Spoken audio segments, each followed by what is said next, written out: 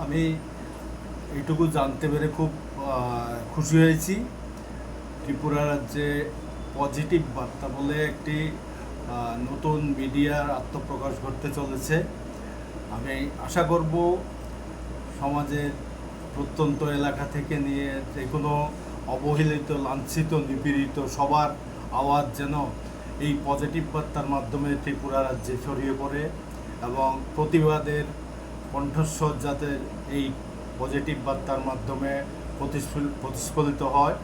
আমি এটা আশা রাখবো কোনো রকমের কোনো রাজনৈতিক দ্বন্দ্ব, সামাজিক দ্বন্দ্ব কোনো কিছুকে প্রায়োরিটি না করে নিরপেক্ষ দৃষ্টিভঙ্গিতে সমাজের সমস্ত রকমের দোষ ত্রুটি ভালো মন্দ সব কিছু সবার কাছে প্রতিশ্রুতিবদ্ধ হয়ে পাঠিয়ে দেওয়ার ব্যবস্থা করলে আমি অত্যন্ত খুশি হব।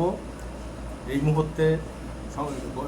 মুহূর্তে নয়, সংবাদ জগৎ যে সাংবাদিকতা এবং সংবাদ সংস্থাগুলি আমাদের গণতন্ত্রের একটি স্তম্ভ, সেই স্তম্ভের আত্মমর্যাদা রক্ষা করে যাতে এই পজিটিভ বার্তা আগামী দিনে প্রতিষ্ঠিত হতে পারে তার শুভকামনা করছি। ধন্যবাদ।